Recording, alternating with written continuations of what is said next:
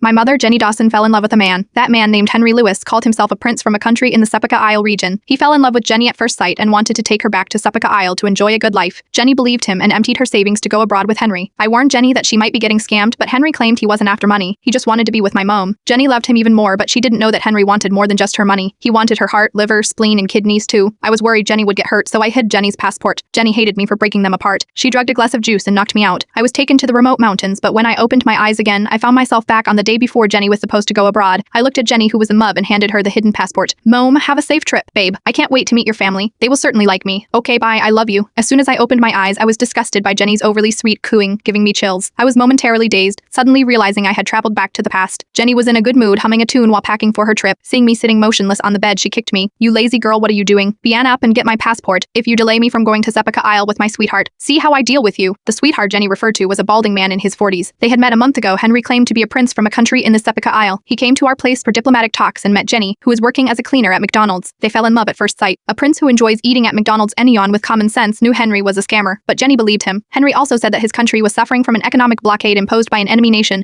and was on the brink of bankruptcy. Jenny was heartbroken and immediately took out all the money she had saved up from her cleaning job. Henry was so grateful he didn't know how to repay her. Then he took the money and disappeared without a trace. The neighbors heard of it and knew Jenny had been scammed. Jenny didn't believe it. She spent her days clutching the McDonald's napkin that Henry had used, crying tears of sorrow. Faced with the neighbors' ridicule, she firmly rebutted. My babe loves me. He promised to marry me. Even the police who came to inquire were scolded by her. But love couldn't be seen as food. A few days later, Jenny ran out of money and had to look for another job. With experience only as a cleaner at McDonald's, she ended up applying at another branch. Unexpectedly, as soon as Jenny walked in, she saw Henry, the Prince of Sepika Isle, enjoying a orange meal. They locked eyes. Jenny was deeply moved and rushed to hug Henry, crying loudly, Babe, I knew you wouldn't abandon me. They all said you were a scammer, but I didn't believe it. If you were a scammer, how would you know I was coming here to apply for a job? You must have used the whole power of your country to find out. Henry hesitated for a few seconds, then quickly came up with a response, claiming he returned specifically to take Jenny back to Sepika Isle to enjoy a good life. Before my time travel on that very day, I had just finished my last high school exam. As soon as I heard this news, I knew Jenny had been scammed. Countless people had been scammed to go to Sepika Isle and then disappeared. I tried to reason with Jenny, but she refused to listen. She said I didn't understand what love was.